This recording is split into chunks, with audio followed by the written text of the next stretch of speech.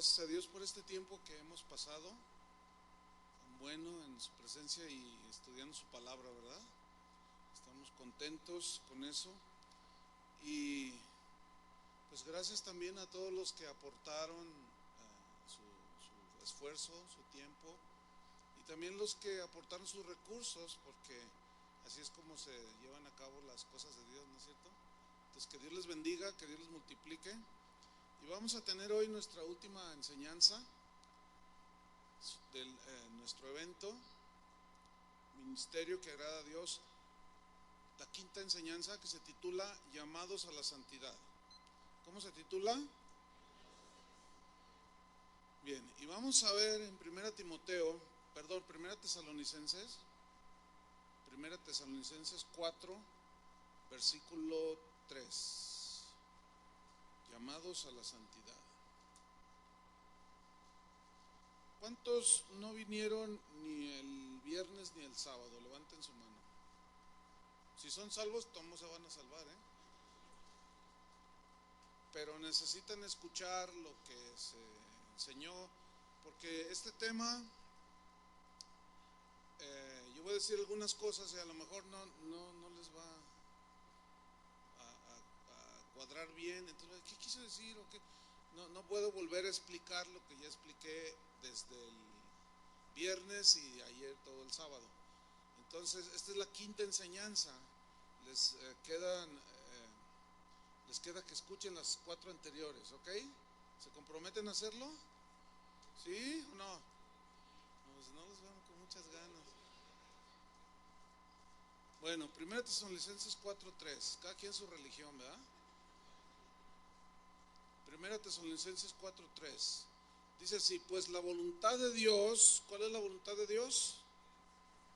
Vuestra santificación. Hay gente que dice, cristianos que dicen, yo no sé cuál es la voluntad de Dios para mi vida. Ahí está. Dice, que os apartéis de fornicación, pues no nos ha llamado Dios a inmundicia, sino ¿a qué nos llamó? ¿A qué? Díganlo. Otra vez les voy a... Están medio dormidos, No nos ha llamado Dios a inmundicia, sino ¿a qué? ¿Qué dice el versículo 7? ¿A qué nos llamó Dios? Santificación. Entonces su voluntad, según este versículo, o un aspecto de su voluntad, porque hay muchos otros aspectos de su voluntad, pero en lo que tiene que ver con el tema, la voluntad de Dios es nuestra santificación. ¿Qué quiere decir esa palabra, santificación? Significa separación para Dios, pero también significa alejamiento del pecado. En otras palabras, Dios te quiere para Él, pero Él quiere que tú te alejes cada día del pecado. Esa es la santificación. La santificación no significa perfección, como algunos luego creen, no. La santificación no significa perfección, tampoco significa que nunca nos vamos a equivocar, tampoco significa que nunca vamos a pecar, porque mientras estemos en este cuerpo vamos a estar luchando, ¿sí? Entonces la santificación es un proceso que dura toda la vida. Toda tu vida va a durar ese proceso. Día con día tenemos que ir santificándonos, acercándonos más a Dios y alejándonos más del pecado, de la mentira y todas esas cosas. Y en el proceso, es decir, es un proceso que no vamos a alcanzar la plenitud hasta que ocurran dos cosas. Número 1, hasta el día que te mueras o hasta que venga Cristo. Hasta ese momento es que alcanzamos la plenitud de la santificación. Primero de Juan 3, versículo 2. Aquí nos lo dice el apóstol Juan, eso que acabo yo de decir. Dice así, primero de Juan 3, 2 y 3. Dice, amados, ahora somos hijos de Dios, nacidos de nuevo. ¿Cuántos son hijos de Dios? Bueno, vamos a creer que sí son. Dice, ahora somos hijos de Dios y aún no se ha manifestado lo que hemos de ser. Pero sabemos que cuando Él se manifieste, o sea, cuando Él venga por nosotros, seremos semejantes a Él porque le veremos tal como Él es. Pablo dice en otra de sus cartas que en un abrir y cerrar de ojos, al sonar la trompeta, los muertos en Cristo, ¿qué dice? Resucitarán primero, o sea, los que ya hayan muerto, y en ese momento ya, como ya no hay lucha contra el pecado, ya murieron, sus espíritus, sus almas están con el Señor, pero Él viene a resucitar nuestros cuerpos, o los cuerpos de los que hayan muerto, y van a resucitar con un cuerpo glorificado como el que tenía Jesús cuando Él resucitó. Y luego Pablo dice, y los que hayamos quedado, seremos, en un abrir y cerrar de ojos, seremos transformados, dice. ¿En qué sentido transformados? Como Él tiene su cuerpo glorificado, resucitado. Entonces va a haber unos que serán resucitados, los que murieron en Cristo, y los que estén en vida, esos seremos transformados en un abrir y cerrar de ojos. Hagan una práctica, cierren sus ojos. Cuando yo diga 3, los abren. 1, 2, 3. Así de rápido. Porque de otra manera no podemos ver al Señor, porque caemos fulminados, ¿sí? Entonces fíjense lo que dice, le veremos tal como Él es. Todavía no, aunque ya somos hijos de Dios, seremos semejantes a Él, porque le veremos tal como Él es. Versículo 3, miren, aquí está el punto del tema. Y todo aquel que tiene esta esperanza en Él, ¿de qué esperanza habla? De ser transformados para verlo a Él, ¿no? Todo aquel que tiene esta esperanza en Él, escuchen, se purifica a sí mismo. ¿Qué significa? ¿Que solo se limpia sus pecados? No, significa que se santifica a sí mismo. O sea, tú eres el que te alejas del pecado, tú eres el que te acercas a Dios, ¿cierto? Eso significa. Yo tengo esa esperanza que un día lo voy a ver, pero Él viene por una iglesia santa y sin mancha. Entonces, en lo que Él viene, o en lo que me muero, como sea, tú y yo tenemos que santificarnos cada día, acercarnos más a Él y alejarnos más del pecado.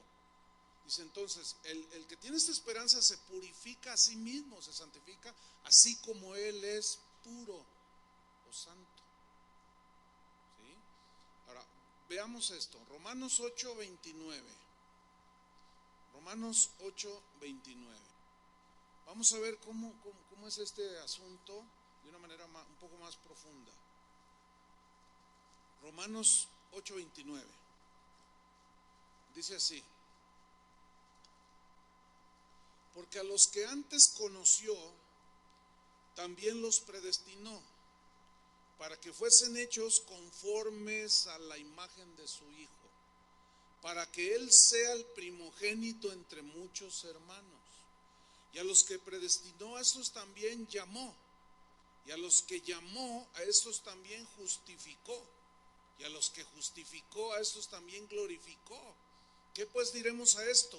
Si Dios es por nosotros, ¿quién contra nosotros? Miren, este es uno de los pasajes de la Biblia donde nos asegura nuestra salvación eterna. Voy a explicar. Aquí hay 5 puntos principales en estos 1, 2, 3 versículos. En el versículo 29, ahí están 2, dice, a los que antes conoció, también los predestinó. ¿Qué significa eso? Significa que Dios, como es omnisciente, Él nos conocía aún desde antes de nacer. No que existiéramos, como algunos creen, éramos angelitos, no, eso es mentira. No existíamos, pero Él ya nos conocía, como a Jeremías lo conoció desde antes de que fuera concebido, ya lo había conocido. Por eso es Dios. Entonces, Él nos conoció aún desde antes de haber nacido, y Él ya sabía y conocía quiénes le iban a entregar su corazón. Entonces, como Él ya sabía que tú le ibas a entregar tu corazón, Él desde antes te predestinó. ¿Para qué? Para que fueses hecho a la imagen de su Hijo.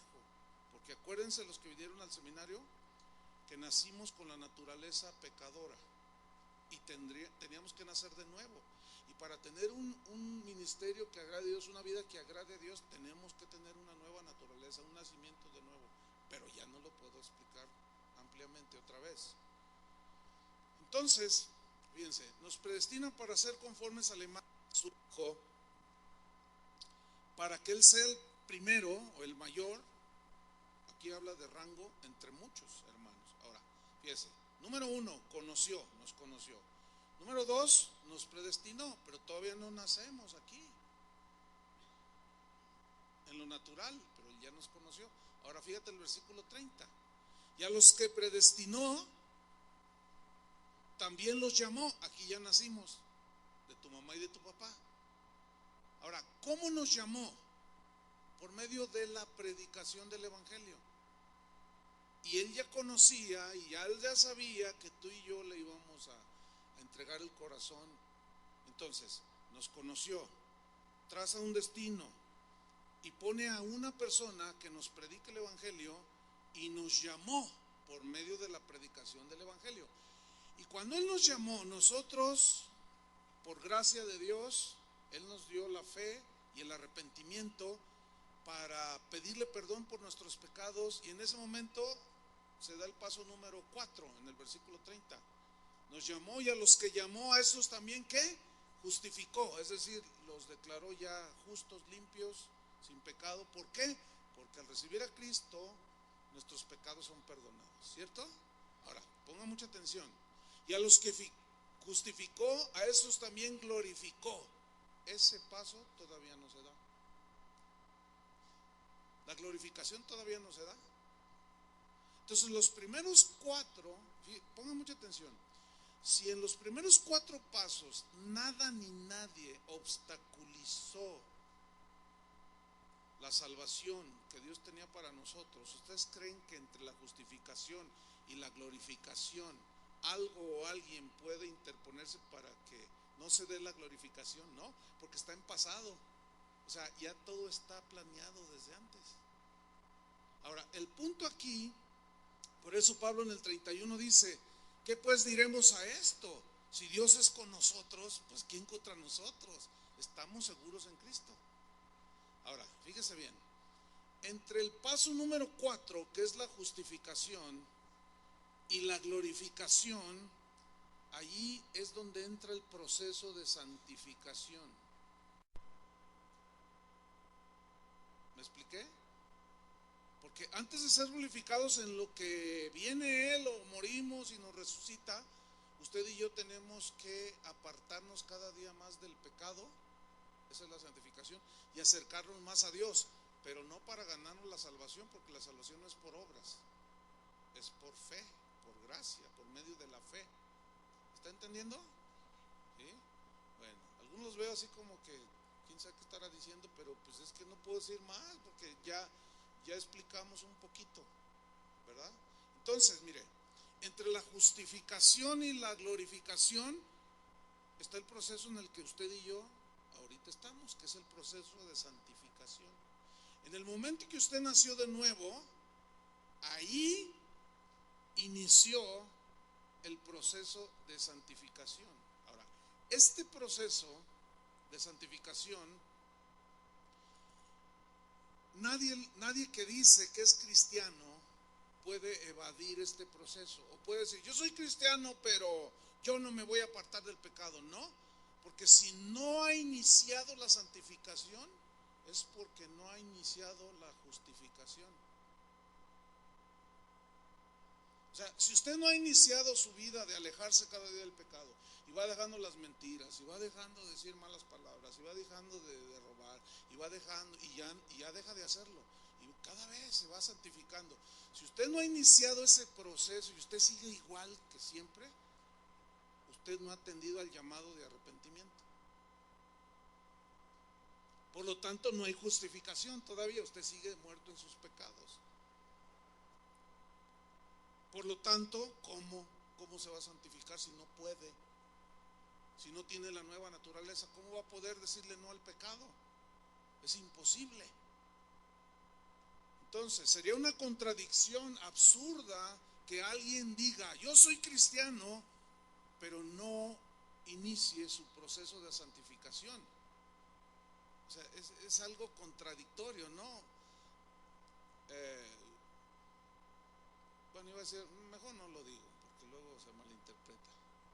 mejor prefiero, es que iba a poner un ejemplo que fue algo público que sucedió a un supuesto cristiano, bueno, al buen entendedor pocas palabras, ¿no? A un supuesto cristiano que daba conciertos allí y que lo balconearon por allí, que había violado a una muchacha. Bueno, ¿saben? Les voy a decir una cosa, es que esto es importante, ¿eh? Alguno dirá, no, lo estás juzgando, no, espérame, no se adelante, no se adelante. ¿Sabe por qué pasó eso? Para Dios mostrarle al mundo que esos no son los cristianos. Por eso lo balconeó el Señor. Ok, no violó a la muchacha, pero ¿qué hace un cristiano con dos muchachas en su cuarto de hotel? ¿Entiende? Eso no es un cristiano, aunque diga que es cristiano, porque esa es una práctica continua que tienen muchas personas. Nada más que en este caso, pues él decía que era cristiano, hasta conciertos ha dado aquí en León. Pero eso no es un cristiano. O sea, nadie puede decir yo soy cristiano y seguir viviendo como un hijo del diablo. ¿Cómo? O sea, es totalmente contradictorio a las escrituras. No, pero lo más triste es que va a haber pastores que están tan desubicados que lo van a invitar a que dé su testimonio de cómo lo libró Dios de la cárcel. Mano, testifícanos cómo Dios lo libró de la cárcel. No, hermanos, Dios es bueno, Dios es justo. Y no me metieron al bote, va a decir el otro. Ahora, si él realmente se arrepiente de sus pecados, Dios lo justifica, ¿sí o no? Y esperemos que nazca de nuevo. Y esperemos que ya no tenga esa clase de vida. Porque lo único que sucede con ese tipo de casos es que se vitupera el nombre de Cristo.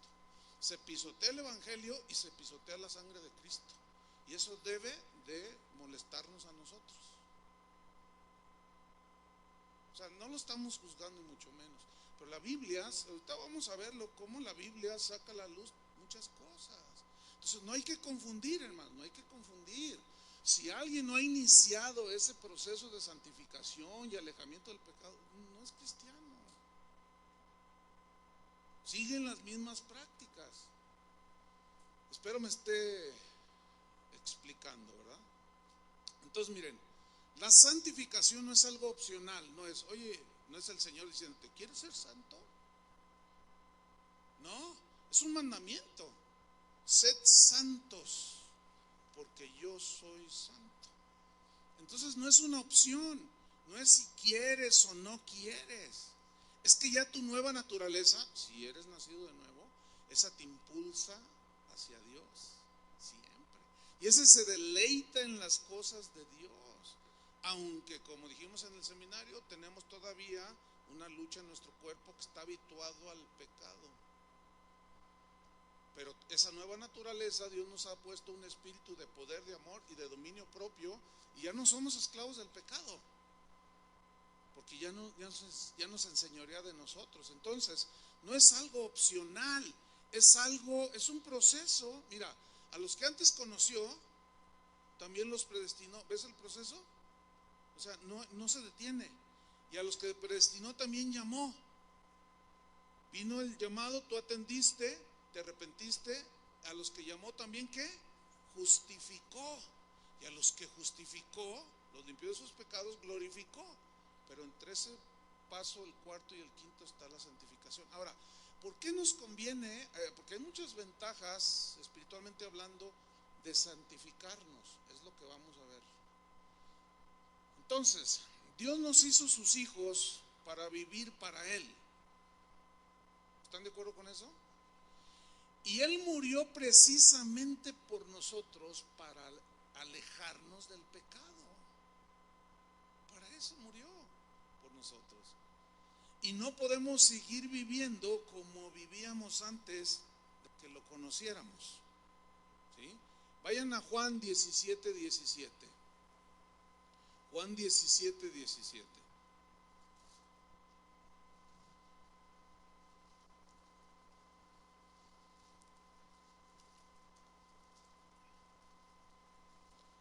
Juan 17, 17, ya lo tiene, y 19, dice así.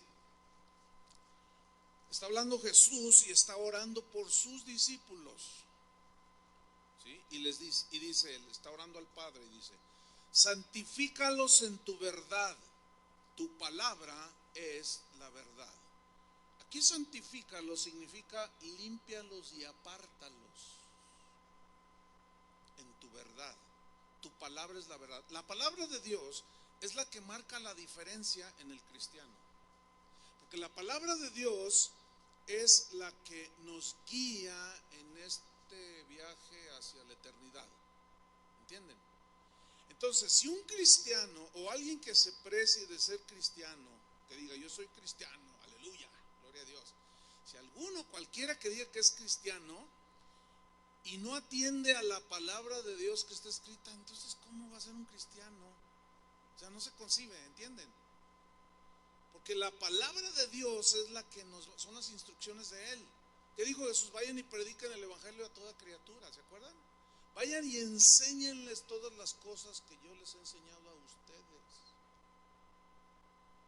Entonces, un verdadero cristiano sigue las instrucciones de Jesús, y cada vez que nosotros obedecemos la palabra de Dios, esa palabra y esa obediencia nos va alejando del pecado y nos va acercando a Dios. Se me hace que se están entendiendo. El problema, ¿saben qué es? De que en sus mentes están, ay, pero porque por ahí puede ser que haya cositas escondiditas. ¿Sí? Pero bueno, se trata de obediencia. Ahora, fíjense el 19, versículo 19. Después de que él ora, santifícalos, límpialos, apártalos en tu verdad, tu palabra es verdad. El 19 dice: y por ellos yo me santifico a mí mismo. Aquí santificar quiere decir consagrar. Significa consagrarse aquí. Porque las palabras en la Biblia, las palabras importantes, las frases importantes, se interpretan conforme a las palabras que rodean o que están alrededor de la palabra. Porque parece que es la misma, pero no es el mismo significado, ¿eh? Es como, por ejemplo, déjenme ponerle un ejemplo. Nosotros decimos, por ejemplo, una cámara fotográfica, ¿no? Pero cámara, la palabra cámara también se puede usar de otras muchas formas. Por ejemplo, hay una cámara de enfriamiento, ¿sí? Hay una cámara de esas que se meten en las llantas. Hay una cámara, un cuarto. Entonces tú estás ahí en la playa, ¿verdad? Entonces dices, ay, qué bonita puesta del sol, tráete la cámara, y tú llegas con la llanta. No, o sea, la misma circunstancia, ¿verdad? O dices, no, pues la cámara de frío está allá en la fábrica. Pues, no. O sea, la misma circunstancia, el mismo contexto en el que te estás desenvolviendo te da a entender, oye, tráete la cámara rápido antes que se meta el sol. ¿Me expliqué? Te traes la camarita y ya le tomas una foto. Bueno, hay muchas palabras que así son. Por ejemplo, la palabra gracia tiene diferentes significados, la palabra fe. Pero eso ya el pastor les enseñará. Esto tiene que ver mucho con la interpretación de la Biblia. Entonces aquí, esta frase, yo me santifico a mí mismo, significa, por ellos yo me consagro. O sea, por ellos voy a morir. Y luego dice, por ellos yo me santifico a mí mismo, para que también ellos sean santificados en la verdad. Y mira, aquí santificados en la verdad con el versículo 17 no es el mismo significado. Aquí, para que ellos sean santificados en la verdad, significa para que ellos también se consagren a ti, Padre. ¿Lo entendió o no? O sea, yo me consagro a la obra de salvación, pero una vez que yo lo haga, cada uno de mis discípulos verdaderos se va a consagrar a ti. ¿Usted está consagrado? Le estoy preguntando. ¿Sí o no? Esperemos. Hebreos 12:14. Hebreos 12:14. No, es que usted sabe que pues aquí todos ponen carita de Juan Diego. Todos tenemos aureola, ahorita hasta se nos ve, ¿verdad? Hebreos 12:14. Vamos a ver qué nos dice allí. Dice así: seguid la paz con todos y la santidad. Fíjense cómo dice: seguid, id en pos, ¿sí? Consagrados a Él. Cada día acercándose a Él, cada día dejando cosas que no le agradan a Dios. Por eso dice Pablo a los Efesios y a los Colosenses: dejad también todas estas cosas, haced morir lo terrenal en vosotros, ira, enojo, fornicación, todo, dice, desechen todo eso. ¿No dice así? Entonces dice: seguid la paz con todos y la santidad, sin la cual nadie verá al Señor. O sea, es imposible que un pecador que no ha sido justificado algún día vea a Dios, porque ese se va derechito al infierno y nunca va a ver a Dios tal como Él es. Jesús dijo: bienaventurados los de limpio corazón, porque ellos, ¿qué? Verán a Dios. La única manera de tener limpio corazón es habiendo sido justificados, y esto es por medio del arrepentimiento. Naces de nuevo, tus pecados fueron perdonados y comienzas el proceso de santificación. Entonces, miren, una vez ya como cristianos, como nacidos de nuevo, nosotros cuando dejamos que el pecado nos vuelva como a tratar de atrapar, estamos en una situación inconveniente. Por ejemplo, si nosotros nos llenamos de amargura, de enojo, de envidia, estamos bloqueando la gracia de Dios a favor nuestro. Se los voy a mostrar en la Biblia, Hebreos 12:15. Hebreos 12:15. O sea, tú ya eres cristiano, ya fuiste justificado, estás en el proceso de santificación. Cada día te vas alejando del pecado, pero eventualmente tienes una situación, una tentación, una prueba. Alguien te ofendió y te dijo: tienes cara de hamburguesa doble. Y tú: no, y con papas, te dicen. Y tú te hieres, no te duele, no es posible. Y resulta que fue un hermano de la congre. Entonces ahí hay una prueba para tu obediencia acerca del perdón, ¿sí o no? Okay. Supongamos que no lo perdonas, dice: no, yo le voy a decir cara de pambazo. Entonces tú comienzas a amargarte,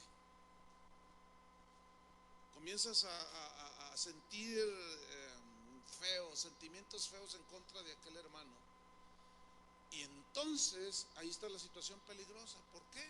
Porque empiezas esa actitud de tu corazón bloquea el favor de Dios. ¿Ya tienen Hebreos 12:15? Dice: mirad bien. Esa frase, mirad bien, pongan mucha atención. No sea que alguno deje de alcanzar la gracia de Dios. Aquí la gracia de Dios significa el favor de Dios para vivir. Necesitamos gracia para todo. Significa el favor de Dios. Aquí ya no es la gracia que nos salva, porque ya somos salvos, sino el favor de Dios para trabajar, para estudiar, para servir al Señor. Y ese es el favor de Dios, el impulso que Dios te abre la puerta y tú sigues la guía del Espíritu Santo. Entonces dice: mirad bien, no sea que alguno deje de alcanzar la gracia de Dios, que brotando alguna raíz de amargura, ¿qué dice ahí? Os estorbe. Le voy a poner en ilustración eso de estorbar.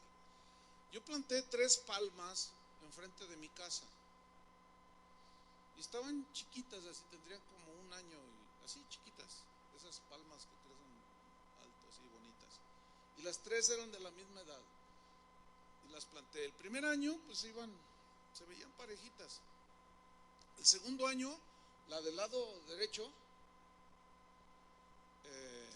se estaba quedando abajo en el crecimiento, y las otras 2 parejitas. A los 5 años, las otras 2 parejitas, y esta estaba así. A los 5 años estaban así. Y yo decía: ¿por qué no crece esta? Entonces un día, un auto iba bien fuerte y que se estrella contra la palmita esa, y la desgajó, la sacó, o sea, se la llevó. Entonces yo oí el golpazo y me asomé y dije, ay, la palmita que no crece. Entonces ya llegan los del seguro y dicen, no, señor, le vamos a pagar todo, le vamos a pagar todo, y que no sé qué. Ah, bueno, está bien. Y si le vamos a poner una palma igual, ok. Entonces cuando al otro día luego llegaron. Entonces cuando escarban para meter la palma, había una piedra abajo, por eso no crecía la pobre. ¿Entendieron? Dice, oiga, aquí hay una piedra grande, ¿qué hacemos? Porque pues eso impide que vaya a agarrar. O sea, sí puede agarrar porque las raíces se pueden, pero no estorba, vamos, para su crecimiento. Y entendí por qué esa palma no crecía como debía de crecer. Su crecimiento se detuvo, no iba a la par de las otras dos. Ese es exactamente lo mismo que te sucede a ti o a mí. Nos estorba la amargura, nos estorban los celos, la avaricia, nos estorba el ser boquiflojo, nos estorba el robar, nos estorba el pecado, hermanos. Luego, ¿qué creían? ¿Que Dios lo iba a aplaudir? Por eso muchos no crecen espiritualmente. Y tú los ves que pasa un año, 2, 3, 5, 10 años, los pastores a veces decimos, ay, pues ¿qué le pasa a ese hermano? O no es nacido de nuevo, o tiene un estorbo terrible. Y luego hablas con él, no, hombre, de pornografía. Estoy atrapado, hermano. Por más que quiero, no puedo. Y estoy ahí en la computadora y no, y me aparece una muchacha, llámame ahora. Y luego yo digo, ay, le llamaré, o no, Señor, le llamo o no le llamo. Dices, no, una de dos, o no tienes la nueva naturaleza, no eres hijo de Dios, o de plano estás atrapado de eso, pero eso es una evidencia de otra cosa que te está estorbando que crezcas. ¿Ah? Pero en el caso de la amargura dice, os estorbe, y fíjate, y por ella, ¿qué? Muchos sean, ¿qué? Contaminados. Yo lo dije en la conferencia. El amargado se junta con los amargados, porque ese es un principio en la naturaleza. Los leones se juntan con los leones, ¿se acuerdan de esa? Las jirafas con las jirafas, las cebras con las cebras, las hienas con las hienas. Entonces, si tú caminas bien con el Señor, te estás santificando y empiezas ahí a tener una amistad con un hermanito en la congre, pero luego empieza, quién sabe qué, que no sé qué, y empieza y tú te das cuenta de que tiene cosas allí pesadas y tú le dices, oye, no, hermano, ay, sí, tú muy santo, ¿verdad? ¿A poco crees? Todos pecan, hasta el pastor peca, y empieza a justificarse, ¿entienden? Entonces tú dices, no, pero es que eso no está bien, hermano, es que debemos de aborrecer el pecado y alejarnos. Ah, tú también, no te hagas, ¿para qué te haces tú? Y siempre se está justificando. Entonces tú dices, no, con este yo no me junto. Y él anda buscando amistad hasta que se encuentra uno igual que él. Y al rato son uña y mugre. Y los verás bien cuatachos, bien amigazos, claro. Se tapan el uno al otro. Pero el que anda bien, exhorta al otro y le dice, no, hermano, ¿sabes qué? No, perdónalo, ya, perdónalo. No, que tú, lo que pasa es que tú no sabes. Y te empieza a tirar fuerte, te empieza a decir cosas fuertes. Se me hace que sí están entendiendo, porque ya despertaron, ya despertaron. Ahora fíjate, cuando pecamos, Dios nos disciplina. Pero resulta que solamente Dios disciplina a los que son sus hijos. ¿Cómo la ves? Yo tengo 2 hijos. Yo tengo autoridad solamente sobre 2 hijos que tengo, nada más. Yo no te puedo disciplinar a ti, ¿no? Porque pues, no eres mi hijo. Y tú me vas a mandar a volar porque no soy tu padre. ¿Sí me expliqué? Con mi hijo yo siempre los estoy corrigiendo. Y a mi hija también. Porque soy su padre y quiero lo mejor. Pero yo no tengo autoridad sobre el vecino de enfrente. Dios nada más disciplina a sus hijos, a los que Él ha justificado. Vamos a la Biblia. Vamos a Hebreos 12, versículo 5.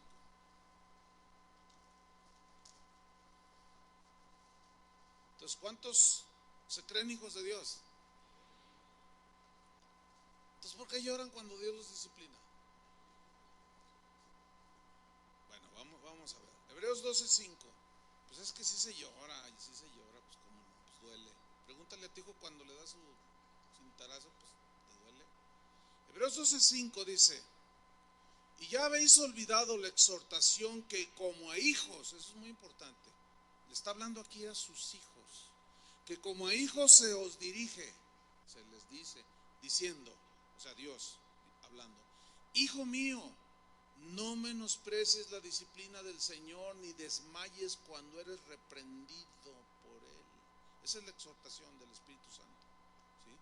Ahora, aquí la palabra menospreciar, donde dice hijo mío no menosprecies, esa palabra en el griego es oligoreo, que significa pensar pequeño,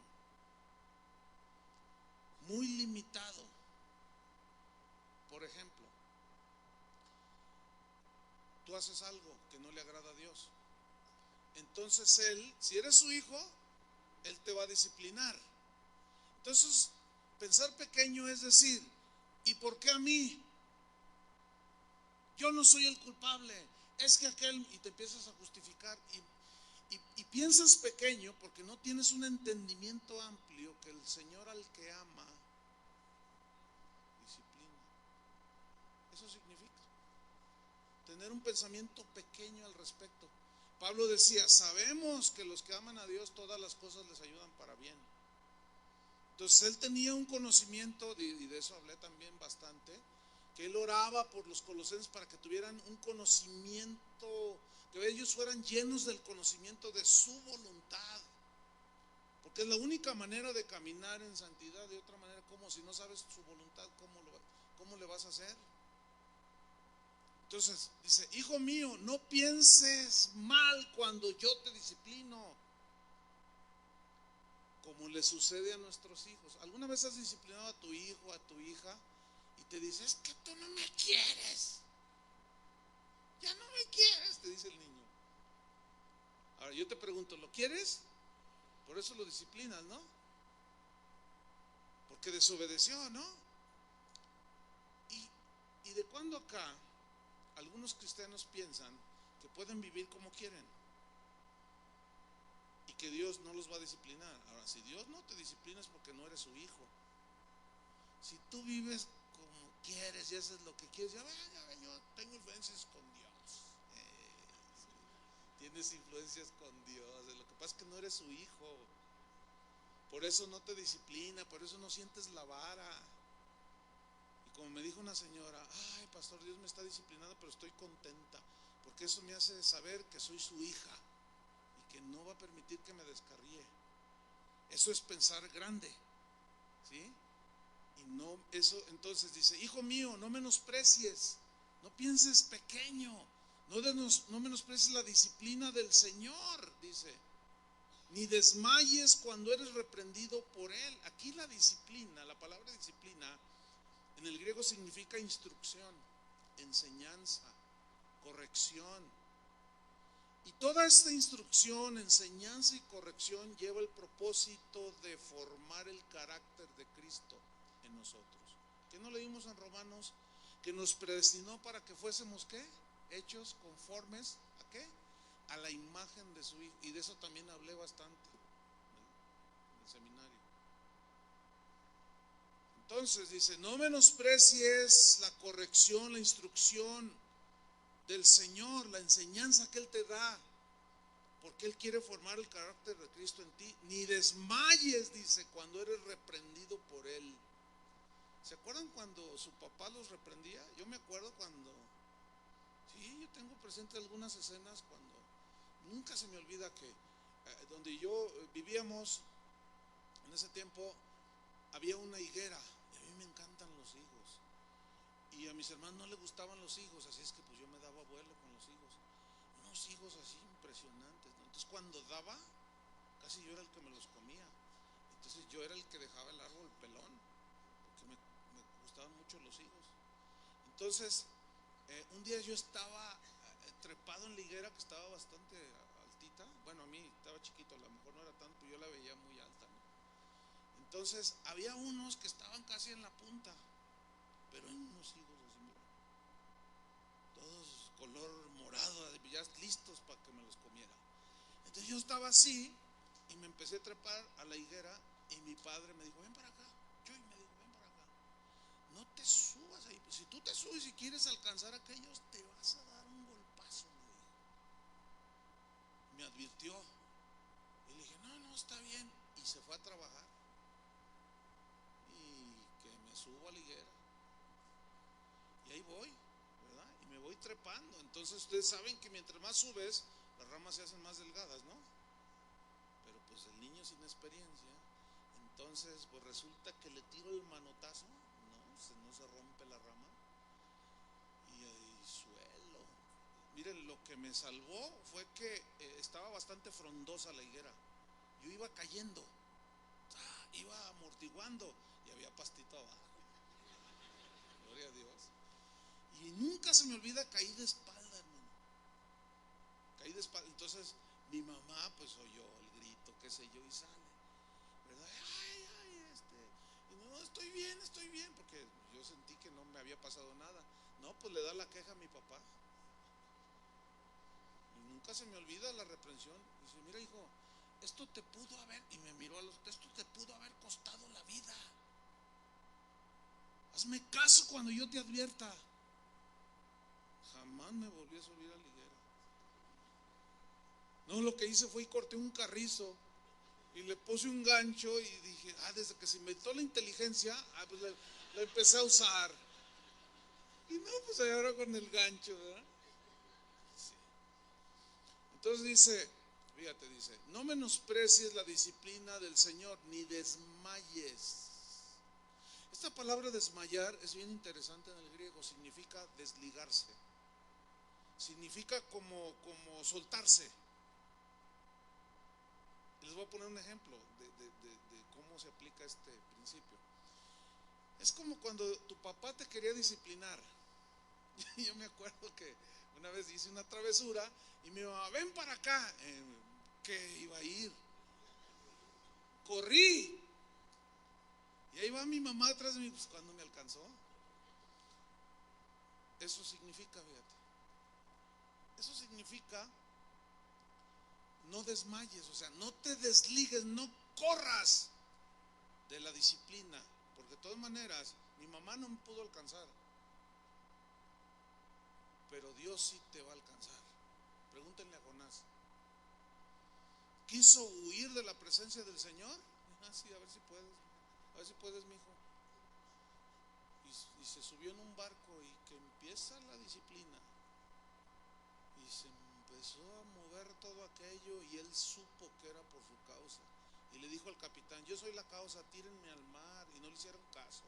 Miraron, soy yo el culpable, pero seguía huyendo. Lo echaron al mar y se aquietó y se salvaron la vida. Fíjate, su desobediencia estaba afectando a los de alrededor. Eso es exactamente lo mismo que te pasa, esposo. Vas a afectar a tu esposa y a tus hijos. Esposa, vas a afectar a tu esposo y a tus hijos, o a tus hermanos, o a tu papá. Entonces lo tiran al mar y ustedes saben lo que sucedió, ¿no? El diablo lo atacó. ¿Fue el diablo? ¿Verdad que no fue el diablo? Dice, y Jehová tenía preparado un pez que tragase a Jonás. Porque todos le echamos la culpa al diablo. Y no siempre, no siempre. Y luego andamos en pecado, en desobediencia, y luego viene la disciplina, y los predicadores esos que les falta estudiar la Biblia, no se toman el tiempo para hacerlo. Y dicen, no recibas eso, repréndelo, ata al diablo. Y puede ser Dios el que te está dando tu surribanda. Y no es el diablo. ¿Por qué andas en desobediencia? Entonces no tienes conciencia de pecado y todavía esta es la desgracia, esta es la tristeza, que la gente va a las iglesias y escuchan ese tipo de predicaciones. Tú eres un hijo del rey, tú mereces siempre estar bien y lo mejor para ti, te dicen. Entonces tú dices, entonces no es tan malo andar con la secre. Pues dice que Dios te ama como eres y empiezas, no, y hunden más. ¿Se acuerdan que Jesús le dijo a los fariseos? Dice, ay de ustedes, dice, porque ustedes hacen prosélitos y los hacen 2 veces más infierno que ustedes. Eso es lo que hacen esos tipos. Hacen a la gente 2 veces más hijos del infierno, porque los engañan. No se deje engañar, el pecado es el pecado. Eso significa entonces no desmayar, no te desligues, o sea, por más que corras te va a alcanzar. Mejor, mira, yo conocí a una niña ahí en la Congre. Si ustedes la conocieran, esa niña es especial. De cuando iba ella creciendo, tenía un entendimiento de la palabra, le predicaba a la gente. No, todavía, ahorita ya es una, ¿qué tendrá ahorita? 10 años, 10, 12 años. Pero ella, nosotros creemos, y sus padres también, que ella nació de nuevo como a los 7 años de edad. Pero es impresionante, tú la ves y no, la verdad, a mí me bendice tanto. Y tiene otro hermanito que ya empezó a crecer igual. No, bueno, les podría contar muchas historias que sé de ellos, pero la niña esta, cuando comete alguna que necesita disciplina, ella solita va. Fíjate qué gruesa, ¿no? Dice, oye papá, fíjate que pues le falté respeto a la maestra. Pues es que me ofendió, pero no me estoy justificando. Dice, y pues yo pues vengo para que. No, qué tremendo, de verdad, entonces tú hiciste esto, sí papá, pero estoy arrepentida. O sea, ella misma va para que le dé eso, órale. Y tú ya andas corriendo.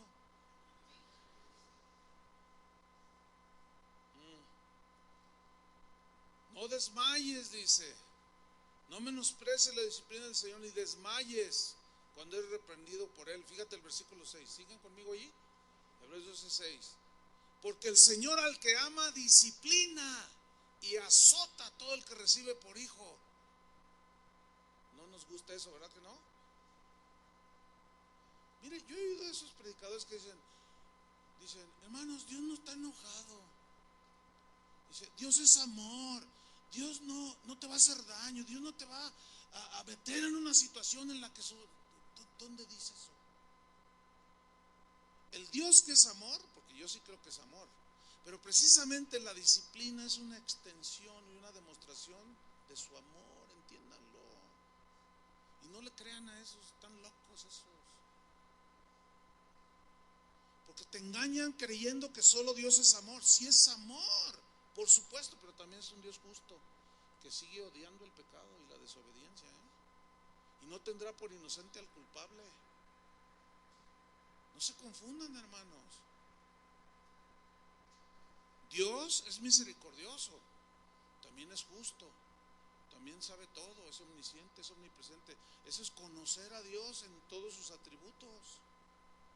Entonces, una de las expresiones de Dios hacia sus hijos, una de las expresiones de amor de Dios hacia sus hijos es la disciplina.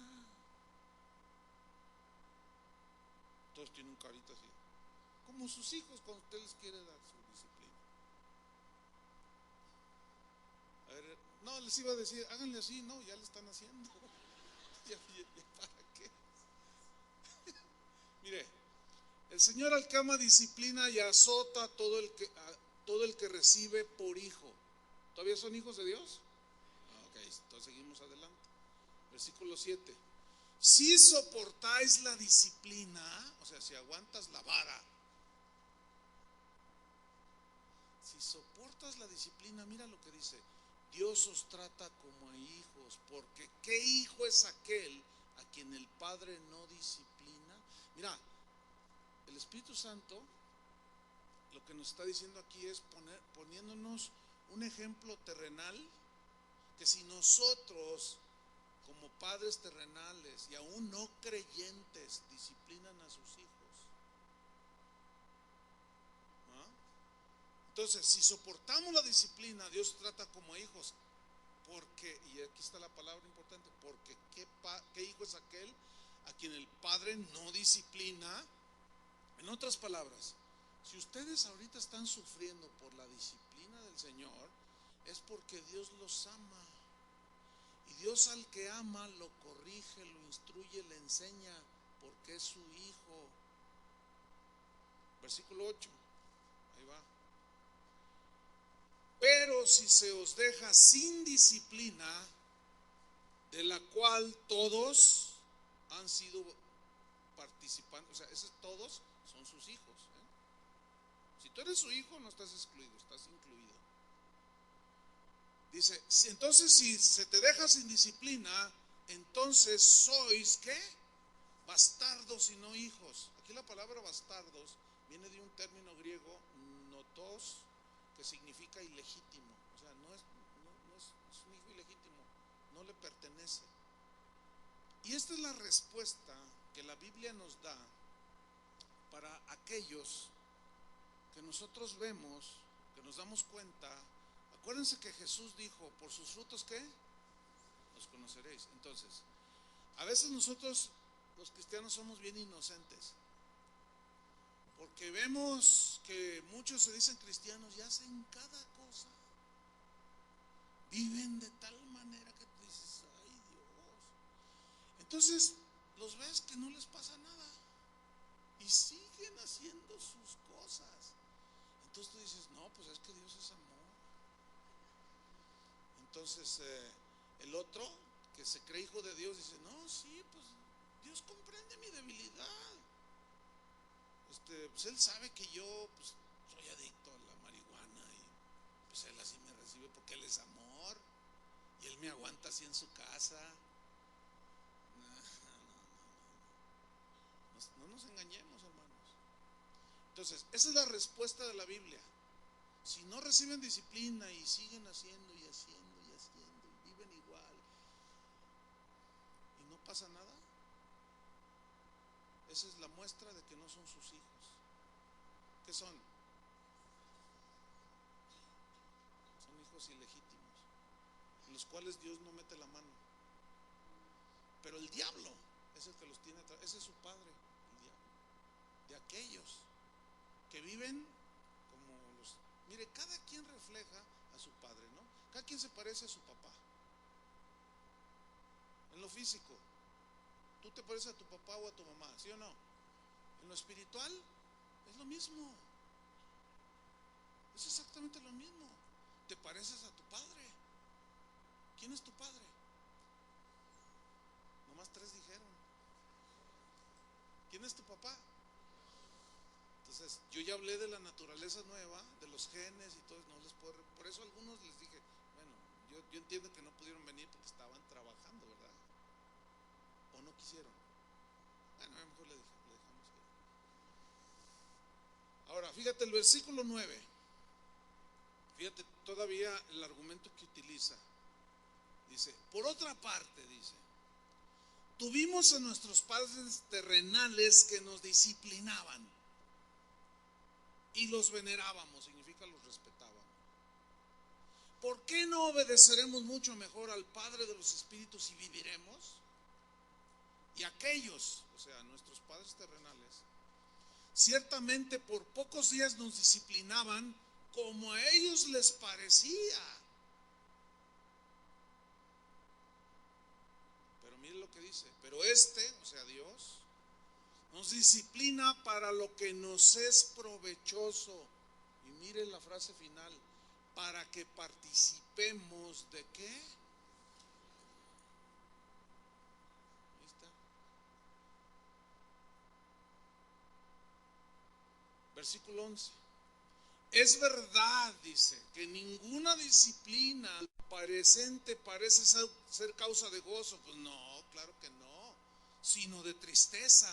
Pero escuche, pero después da fruto apacible de justicia a los que en ella, o sea, en la disciplina, han sido ejercitados.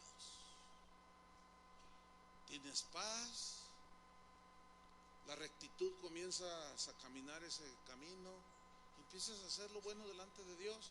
Y otra vez tropezamos y pecamos, y otra vez viene la disciplina y viene la corrección del Señor. Y todo este proceso va a durar hasta que Él venga por nosotros o nos muramos. Ahora, aquí viene un aspecto de la disciplina que es a la cual, bueno, es difícil digerirla, pero está en la Biblia.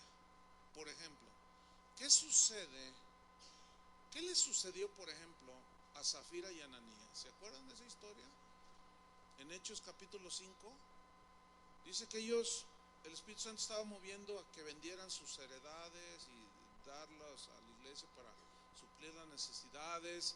Y Zafira y Ananías tenían varias propiedades y vendieron una y le sustrajeron del precio. Y cuando llegaron delante de Pedro por el Espíritu Santo, por un don del Espíritu Santo, discernimiento de espíritus, de qué es lo que estaba pasando en su vida, le dijo: Ananías, ¿por qué permitiste que Satanás llenara tu corazón? ¿De qué lo llenó? No que lo posesionó, porque los cristianos no pueden ser posesionados, porque el Espíritu Santo mora en nosotros. ¿Tú permitirías que un ladrón, un violador viviera en tu casa? Tampoco el Espíritu Santo va a permitir que un demonio viva delante de ti. Y es eso. Bueno, yo acabo de dar una conferencia, una enseñanza de eso. Ahí la pueden encontrar en la página. Se llama Cristianos Endemoniados. Pues es obvio que no, porque el glorioso Espíritu de Dios mora en nosotros. Pero por eso Pedro le dijo: ¿por qué permitiste que Satanás llenara tu corazón con insinuaciones? No des todo, no des todo, no des todo. Y este le hizo caso y desobedeció a Dios. Pero ahí la disciplina fue. ¿Ya saben qué le pasó a Ananías? ¿Qué le pasó, oiga?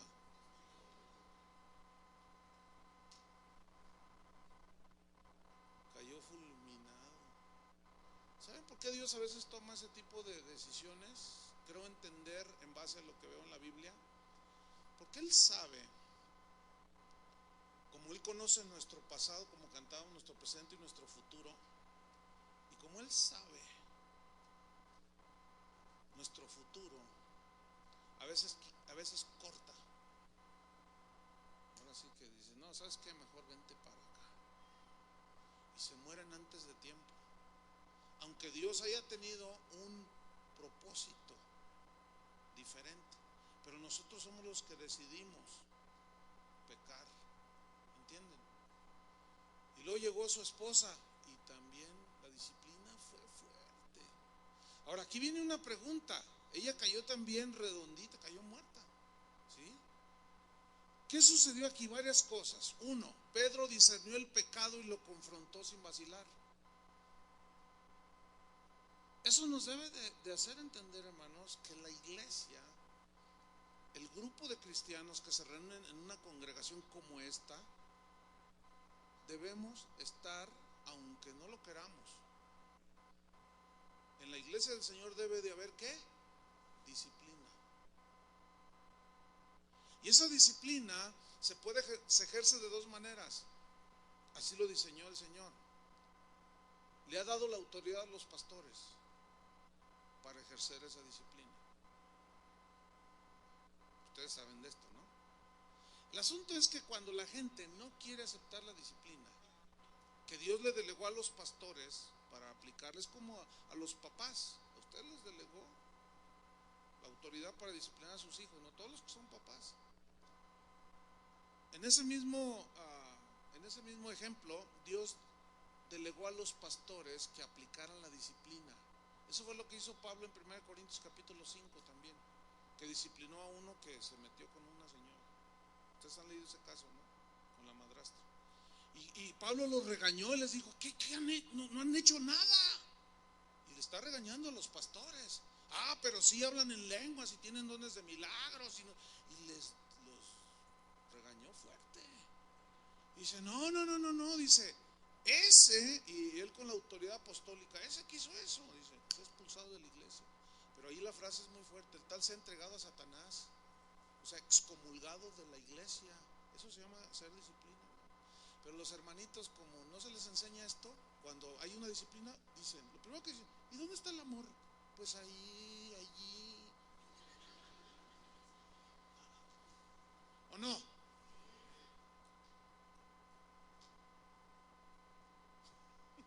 Pues allí. Estuvo buena esa, ¿no? Pues ¿dónde está? ¿Y dónde está el amor? Pues allí, en la disciplina. Y después de que se arrepintió en la segunda carta a los Corintios, lo recibieron.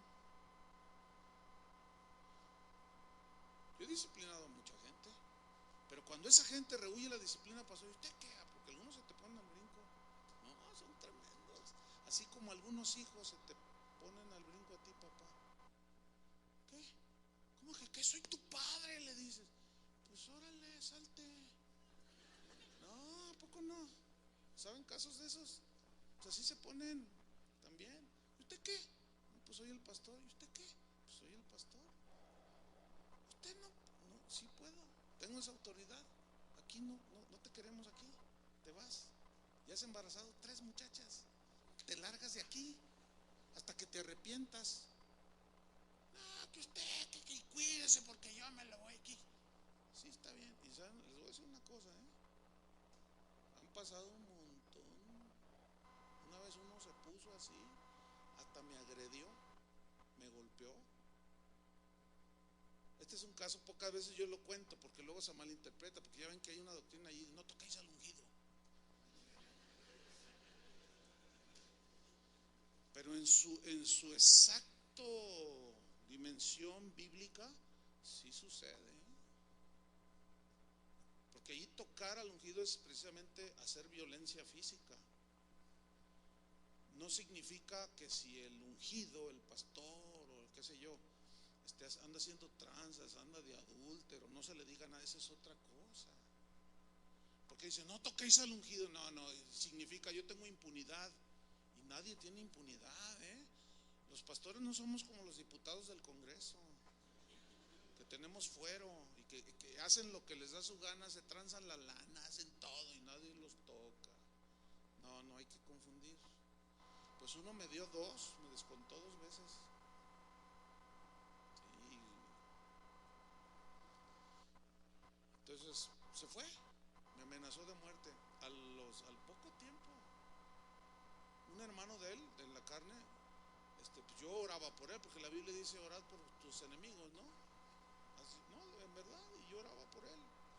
Entonces un día le pregunté a su hermano, y su papá iba a la congre, y su hermano, y le dije: oye, ¿y tu hermano cómo está? Y me mira: ¿a poco no supiste lo que pasó? Le digo: no, ¿qué pasó? Y dice: pues lo mataron. ¿Cómo que lo mataron? Sí, sí. Le dieron 2 balazos. Y luego me dice: ¿y sabes dónde se los dieron? Y me mira así, y sus ojos llorosos. Me dice: uno aquí y otro acá, donde él me pegó. ¿Esa disciplina de quién fue? ¿O ese juicio de quién fue? ¿Cómo es? De Dios. Ahora, yo no lo tomo para que ni me toque. No, porque si yo ando en tranzas y ando en...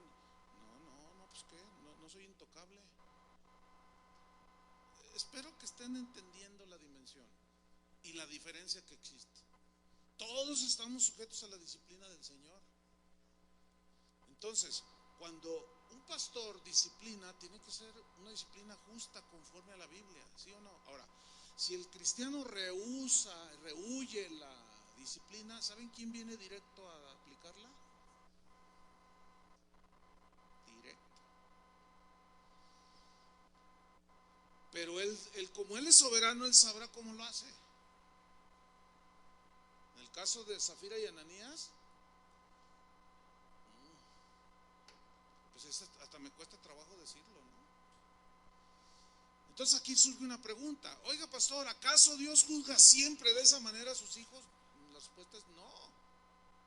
La respuesta equilibrada sería no, pero a veces sí,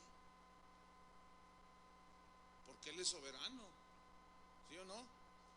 Vamos a ver unos casos en la Biblia. ¿Se acuerdan de Nadab y Abiú? Ahí en Levítico. Nadab y Abiú, hijos de Aarón, dice Levíticos 10.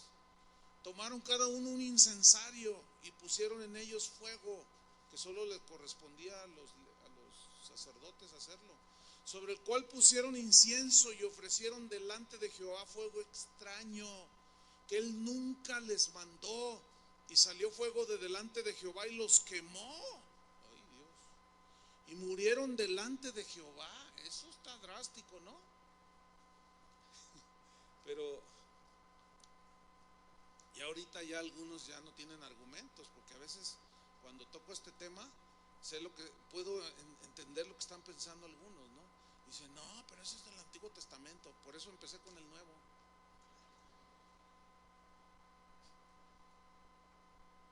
El Nuevo. Y ahí les va otro del Nuevo. Hay muchos, mire, por ejemplo, ¿se acuerda en Josué Acán? Que también tomó allí, Dios les dijo, no tomen nada del anatema, nada de las propiedades de los enemigos. Y Acán dijo, no hombre, pues vi un vestido aquí, un traje fino, un traje babilónico, y si lo agarró y agarró plata y todo, y fue y lo escondió, ¿se acuerdan? Abajo de su tienda. Y luego salieron a la guerra y los derrotaron. Entonces Josué va, Señor, ¿por qué? Dice, porque uno tomó del anatema. Ahora, llámalos a todos, dice. Y de uno por uno pasaron. Y Josué los miraba. A ver, ¿qué tienes tú? ¿Qué tienes tú? Y todos pasaban, ¿no? Pues, entonces llega Acán y le dice, ¿y tú? Y dice, ¡vive Jehová! O sea, yo me lo imagino, ¡gloria a Dios! ¡Aleluya! Entonces, fíjate, nadie le dijo a Josué más que el Espíritu Santo. Y le dice, ¿por qué tomaste del anatema? ¿Saben cómo terminó Acán? Cuello. ¿Por qué Dios juzga tan drásticamente el pecado, hermanos? Porque odia el pecado. Por eso. ¿Saben dónde descargó Dios el Padre la ira?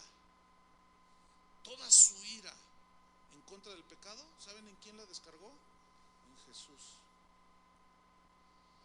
Todo eso lo hizo, y todo eso Cristo lo hizo por nosotros, para que nosotros siguiéramos en el pecado por el amor de Dios. Por eso dice Pablo, perseveraremos en la gracia perseveraremos en el pecado, perdón, para que la gracia abunde. En ninguna manera. ¿Cómo? O sea, esa frase en ninguna manera significa es imposible que alguien nacido nuevo piense así. No, ¿cómo? Pero seguimos jugando con el pecado. Vamos a rápidamente, tenemos unos minutos, 1 Corintios 10:1. Otros dos ejemplos, hay muchos ejemplos, pero ahí va 1 Corintios 10:1. Es Pablo escribiéndole a los corintios, haciéndoles advertencias de que no juguemos con el pecado. 1 Corintios 10:1 dice, porque no quiero, hermanos, que ignoréis que nuestros padres todos estuvieron bajo la nube y todos pasaron el mar. Se refiere a los antepasados cuando pasaron el mar rojo, salieron de Egipto. Versículo 2. Y todos en Moisés fueron bautizados en la nube y en el mar, y todos comieron el mismo alimento espiritual, y todos bebieron la misma bebida espiritual, porque bebían de la roca espiritual que los seguía, y la roca era Cristo.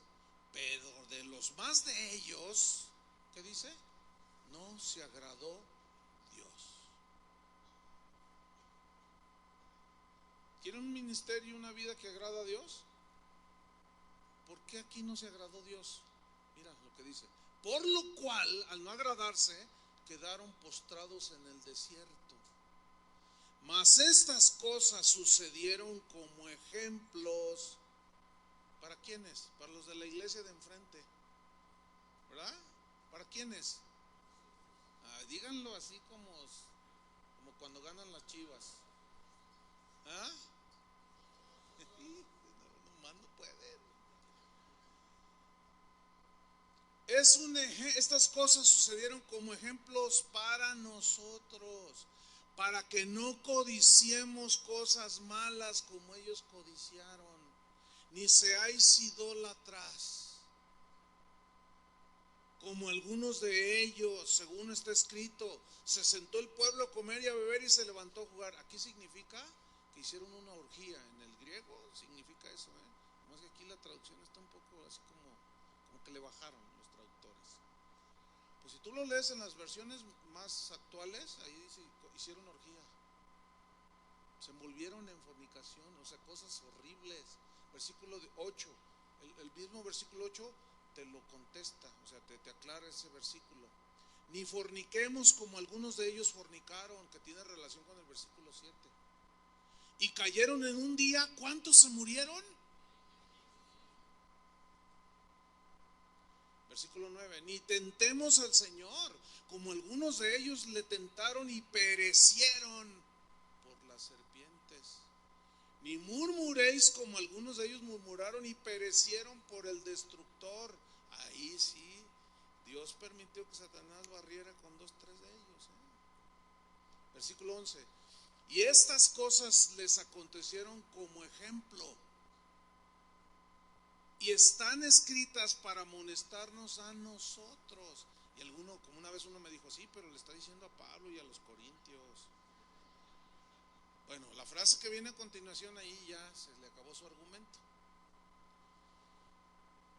Están escritas para amonestarnos a nosotros, a quienes han alcanzado los fines de los siglos. ¿Quiénes son esos?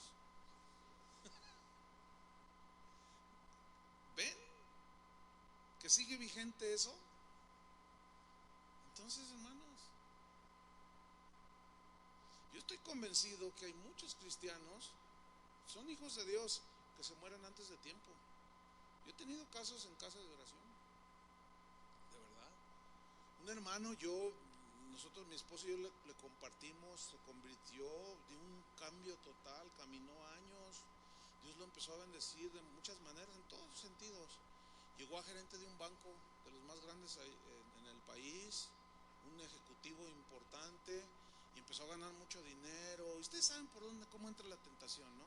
Mucho dinero, era un hombre bien parecido, y luego con un cargo importante. No, hombre, las locas andaban detrás de él, pero él casado con una mujer cristiana, y siempre las frenaba, siempre se guardó.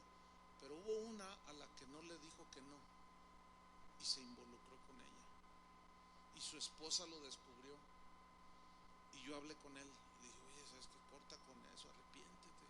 No, sí, me dice, sí, perdón, le pide perdón a la esposa, pero siguió con la señora, aquella, la otra, y se le volvió a amonestar, y siguió 3 veces. Yo le llamé la atención, y la esposa dijo, si tú no arreglas tu vida, yo te voy a dejar, yo no puedo vivir con un hombre adúltero. Entonces él decía que sí, pero resulta que un día le llaman por teléfono a la hermana, y le llaman, y la policía, hablamos de la policía, su esposo tuvo un accidente en la carretera Chapala, ¿quiere venir por favor? Y ahí va, y me llama, pastor, pasó esto, porque ella me dijo, ora, hermano, oremos, dice, para que Dios trate con él como Dios quiera. Yo le dije, ¿estás segura? No, es en serio, Y me dice, sí, como sea, pero que Dios lo transforme. Y oramos. Me dice, pastor, me acaban de hablar que tuvo un accidente, luego ore por favor, y me voy. Después le llamo. Después me llamó. Le dije, ¿qué pasó? ¿Cómo está? Dice, ¿qué cree, pastor? Andaba con la mujer, iba la mamá de la mujer. Le digo, ¿y? Dice, pastor, ellos iban a Chapala, y en los carriles contrarios venía un camión de esos de toneladas, de 5, 10, no sé, un camión cargado. Algo pasó, perdió el control, se brincó el camellón, voló y cayó encima del auto de ellos. Dice, mira pastor, me dijo, literalmente a mi marido lo recogieron con espátula.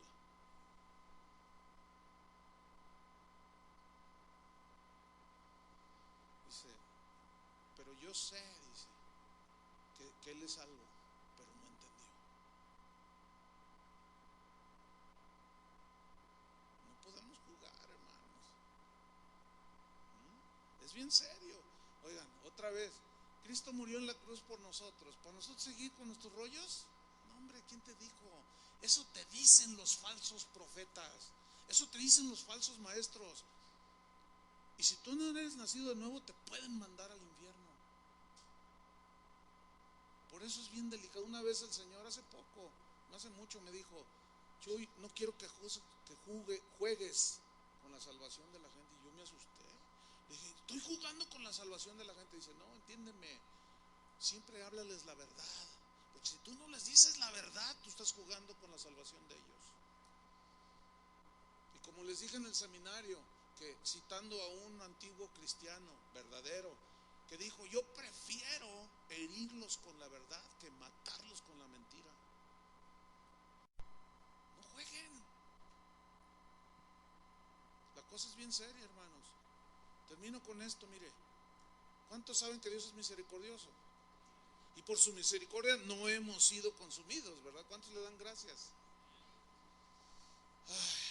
Pero por su misericordia, mire, su misericordia hace que en ocasiones Dios retarde su disciplina, que a veces es muy drástica. Pero el hecho de que se tarde no significa que no llegue.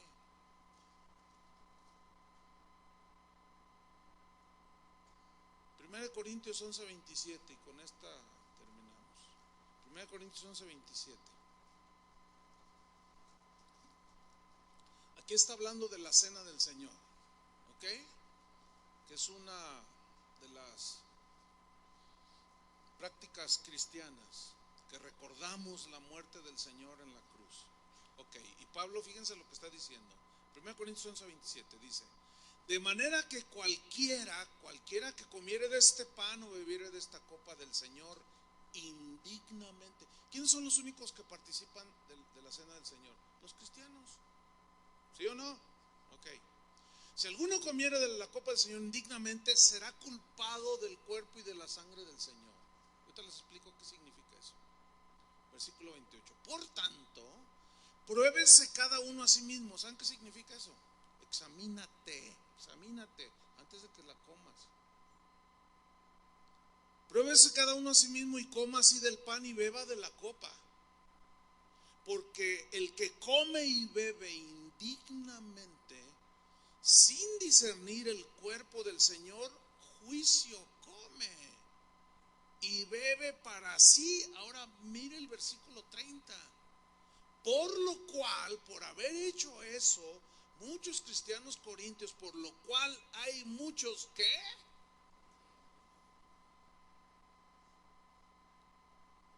¿Ha oído esos predicadores que dicen? Fíjense, por una parte la Biblia dice que Él llevó todas nuestras enfermedades. ¿Cuántos creen eso? Yo lo creo. Pero ¿por qué dice allí que por causa de tomar la cena del Señor, indignamente algunos se enferman? A ver, pregúntenles eso a esos que predican que el cristiano no se debe de enfermar, porque Cristo llevó todas nuestras enfermedades. Sí, es cierto, es verdad. Aunque debo hacer aquí un paréntesis, no todas las enfermedades son producto de la desobediencia. A veces es porque nos vamos envejeciendo, el cuerpo se va deteriorando. Hay un proceso natural, ¿sí o no? Pero cada quien va a darse cuenta si Dios lo está disciplinando. A mí Dios me ha disciplinado de esa manera en algunos tiempos de mi vida. Y claramente: Señor, si quieres decirme por qué te estoy disciplinando, porque no me has obedecido, me dijo una vez. Y yo me asusté, porque te he dicho que hagas esto y no lo has hecho. Era algo que tenía que hacer con la congregación, en cuanto al gobierno y a la dirección, y no me has hecho caso, y te tuve que tirar en la cama y estando así ya sin moverme, porque a veces ando uno para todos lados, ¿no? Para que me hicieras caso. Y esa vez fue tremendo, hermanos, porque yo me sentía mal, pero no me dolía nada. O sea, no tenía fuerza, pero no me dolía nada. Entonces, no, pues vinieron varios médicos de la congregación y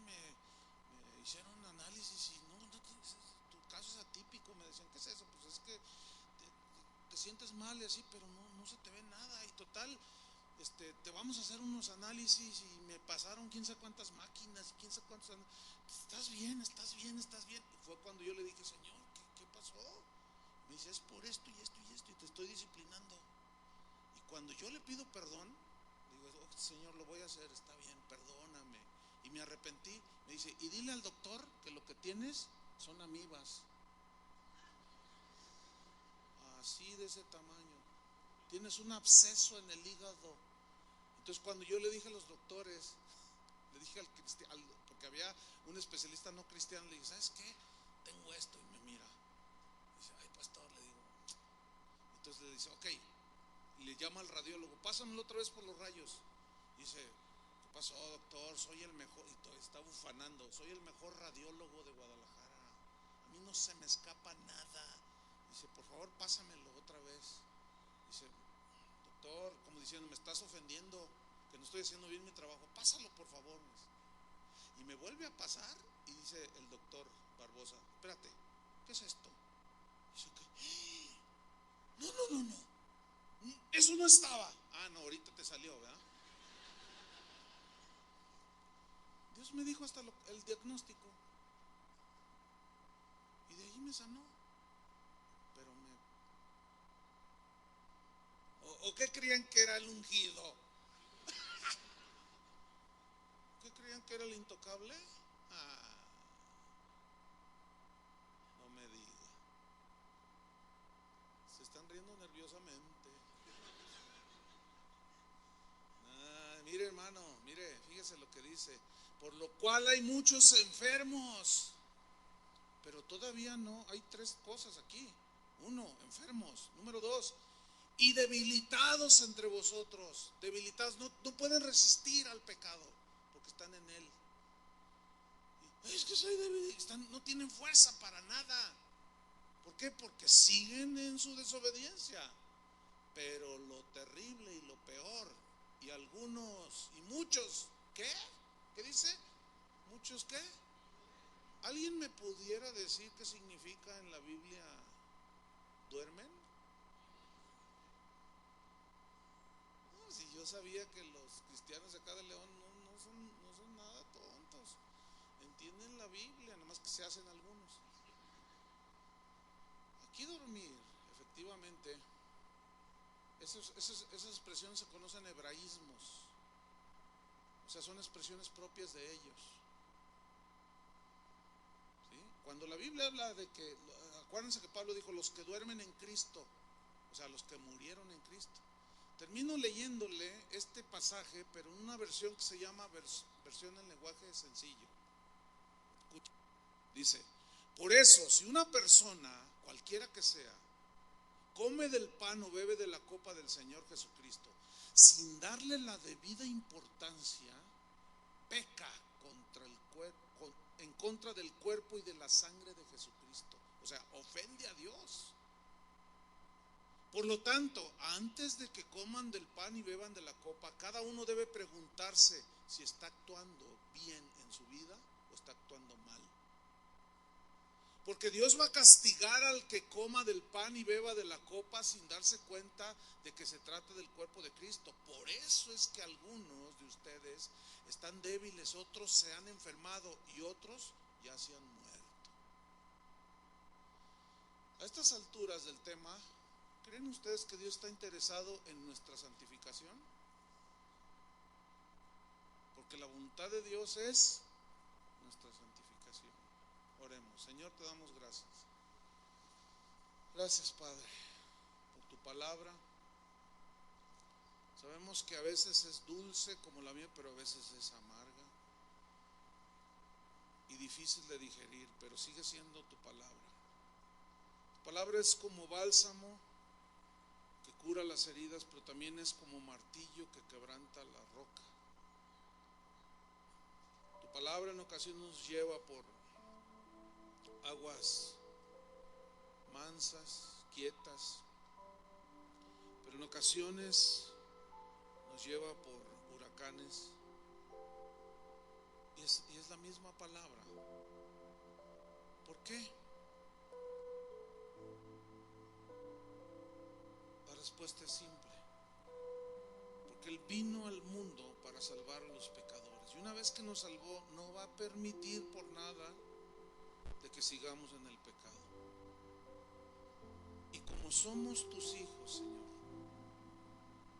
pondrás tu mano sobre nosotros cuando andamos desobedientes.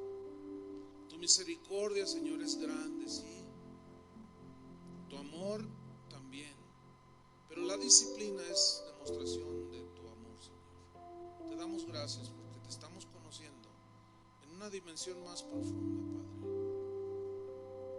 Señor, tú conoces las vidas de cada uno de los que estamos aquí.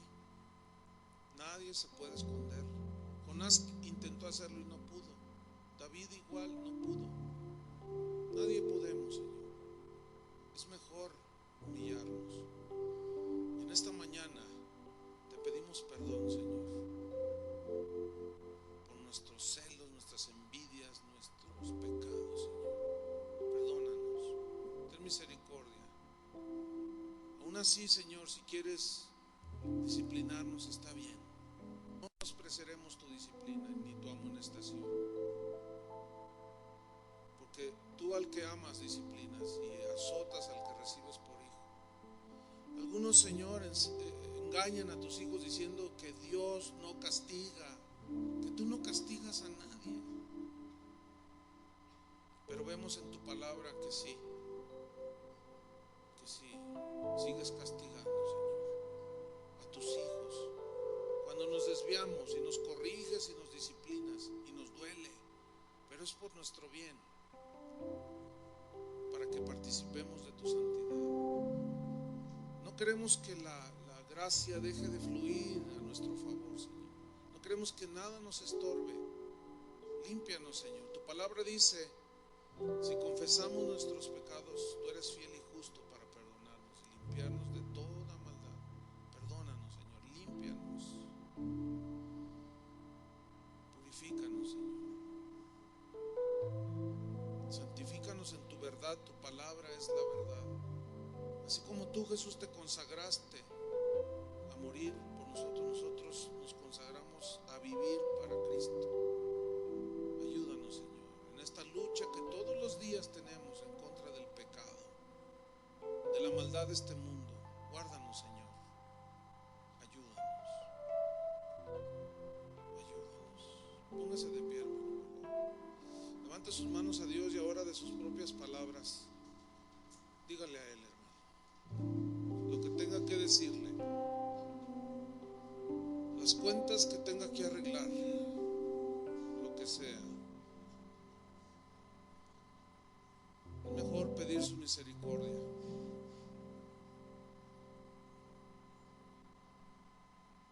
Y estará en Dios si aplica la disciplina o no. Y si está usted en ese proceso de disciplina, no la menosprecie. No le eche a un lado. No trate de huir, no va a poder. No podemos, hermanos. Mejor llorar un poquito. Padre, te damos gracias por tu misericordia, Señor.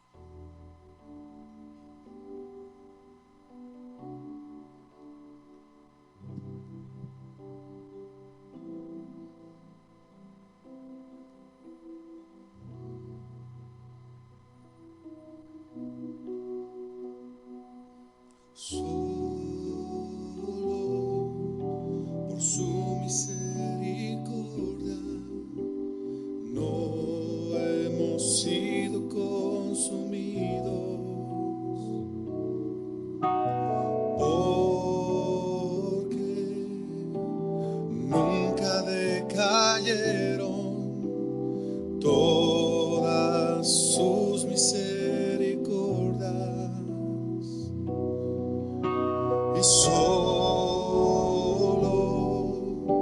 por su misericordia no hemos sido consumidos, porque nunca decayeron todas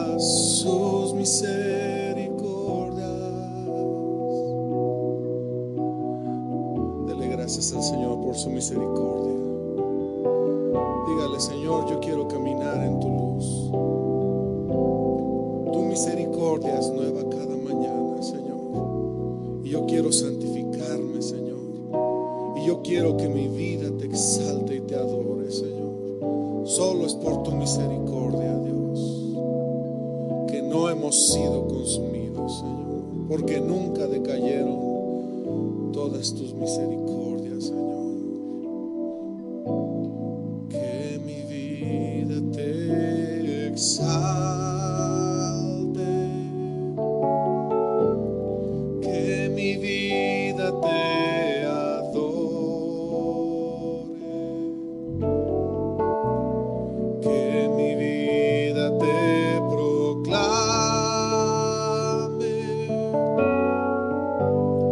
como Dios de toda gloria, que mi vida te exalte,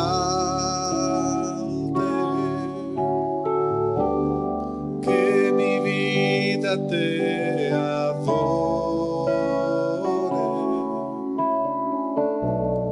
que mi vida te proclame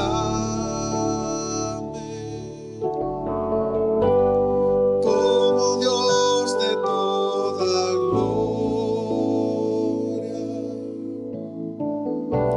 Tú eres Dios de toda majestad, el que vive en santidad.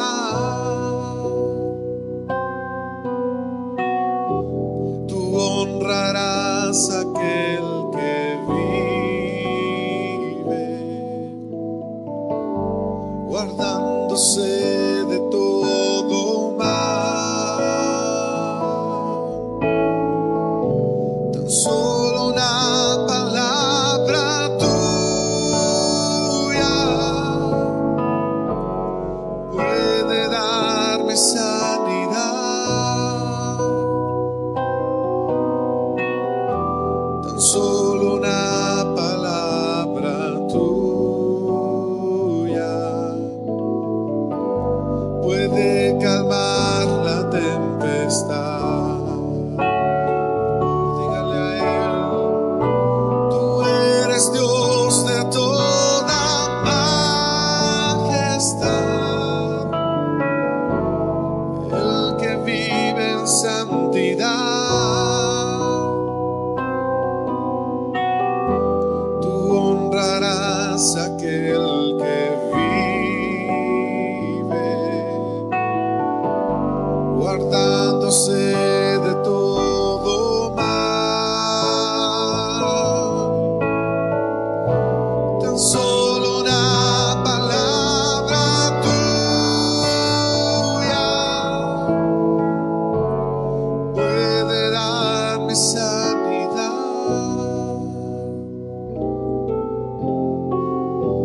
Tan solo una palabra tuya